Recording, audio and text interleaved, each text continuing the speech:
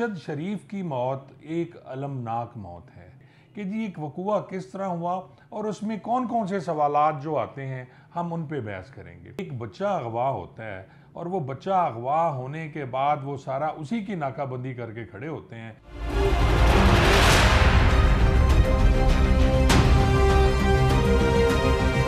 बिस्मिल्लाहिर्रहमानिर्रहीम, अस्सलाम वालेकुम नाजरीन। अरशद शरीफ की मौत एक अलमनाक मौत है। जिस तरह दयार खैर में उसको बेदर्दी से कत्ल कर दिया गया, वो अल्लाह ना करे कि किसी दोस्त या किसी दुश्मन की भी ऐसी मौत। अब अरशद शरीफ के बारे में मैं आपको सिर्फ इतना बता सकता हूँ कि वो मेरे यानी आप जैसे कह सकते हैं कि बेहतरीन एंकर्स में और बेहतरीन इन्वेस्टिगेशन जर्नलिज्म में वो माहिर थे।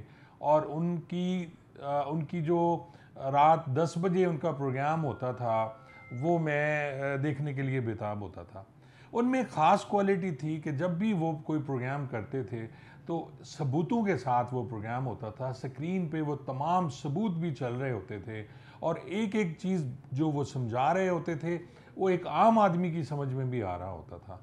और आज तक कोई भी शख्स उनके ख़िलाफ़ इन सब चीज़ों को लेके कोर्ट में नहीं जा सका और ना ही कोई ऐसी बात साबित कर सका जो उनकी बात झूठी हो। अब अरशद शरीफ की अब तक की जो वहाँ शहादत हुई है और उसके जो हालात सामने हैं आज तक, वो मैं आपसे गोश गुजार करता हूँ।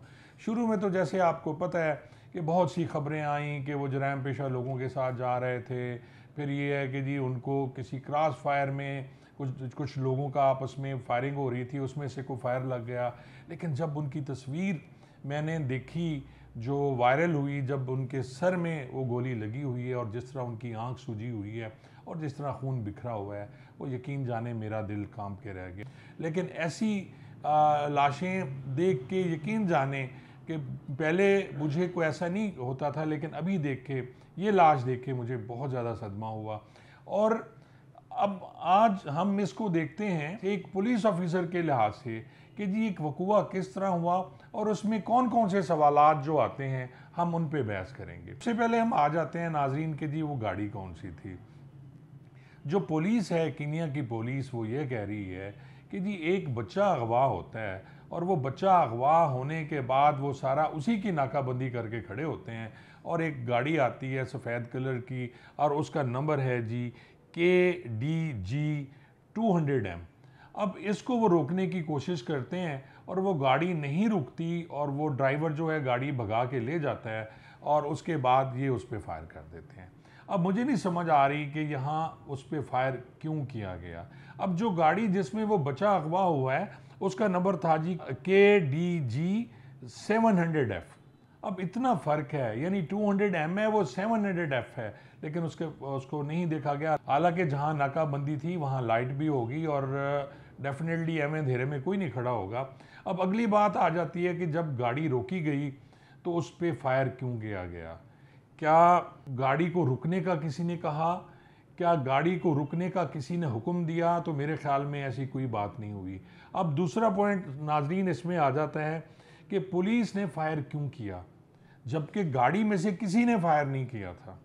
अब होता आमतौर पे ये है कि जब कोई गाड़ी में से फायर करता है तो पुलिस फिर फायर करती है, लेकिन यहाँ किसी ने गाड़ी में से फायर नहीं किया और इस तरह पुलिस ने पहले फायरिंग की, जो हालात व वाक़यात को मशकूक बनाती है। और अब तीसरी बात मैं आपसे शेयर करूँ वो ये है कि आम तौर पे ये किया जाता है और ट्रेनिंग में भी यही बताया जाता है कि अगर कोई ऐसी गाड़ी जिसमें आप समझते हैं कि क्रिमिनल्स हैं, इश्तियारी हैं, या ये भी हो सकता है कि वो बच्चे को लेके जा रहे हैं, तो आपने गाड़ी के टायर में फायर क्यों नहीं मारा?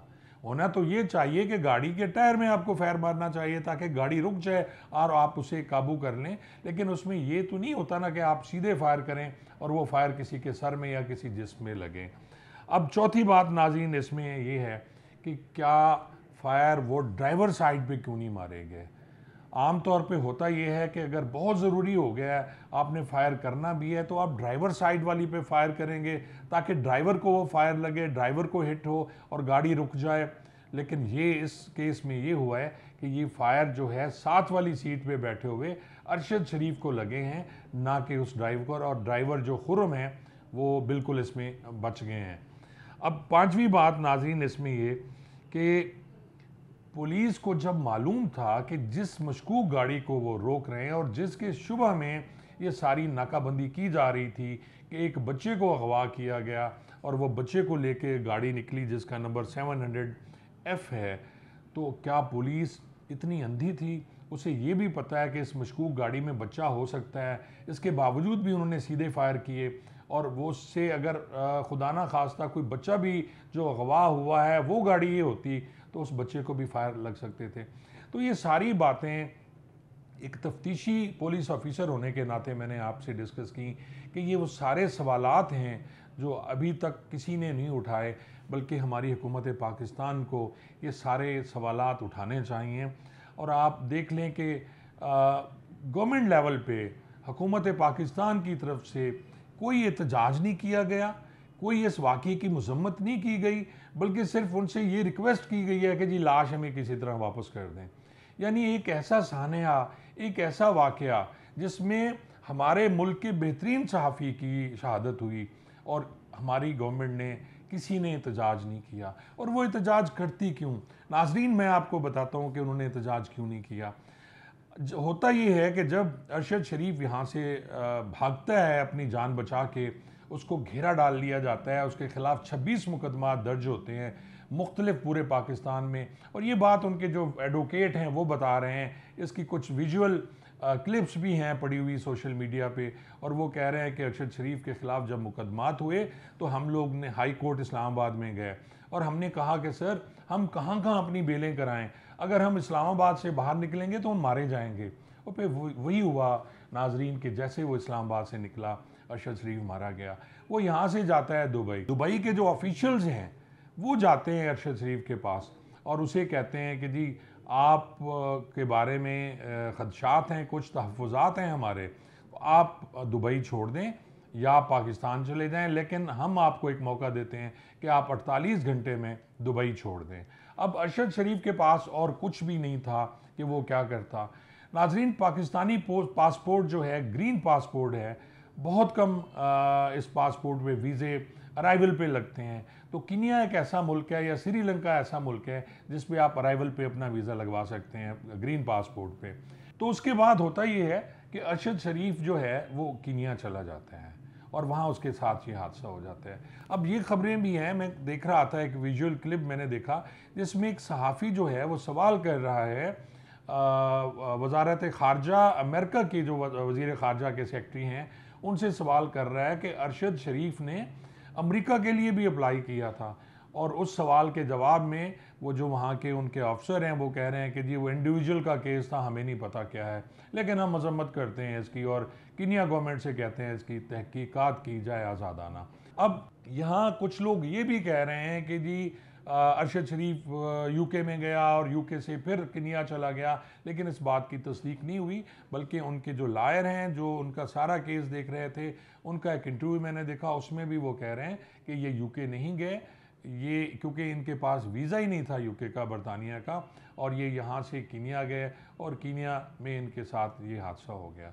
तो नाजरीन मैं इन सारी बातें जब मैं कर रहा हूँ उस वक्त तक अरशद शरीफ की लाश जो है वो पाकिस्तान आ चुकी है, उसका जनाजा होना है, और ये सारी जो चीज़ें हैं 2-4 दिन 5 दिन डिस्कस होंगी, उसके बाद सब ख़त्म हो जाएंगी। लेकिन जो ये सवालात मैंने आपके गोश गुजार किए उनके जवाबात मुझे भी चाहिए, उनके जवाबात हर पाकिस्तानी को चाहिए, और ख़ास तौर पे जो सहाफ़ी हैं और नाम निहाद सहाफ़ी जो अरशद शरीफ की मर्क में भी खुशी मना रहे हैं, ये उन्हें भी कुछ लिहाज करना चाहिए कि ये आज अरशद शरीफ के साथ हुआ है, कल किसी के साथ भी हो सकता है। शुक्रिया।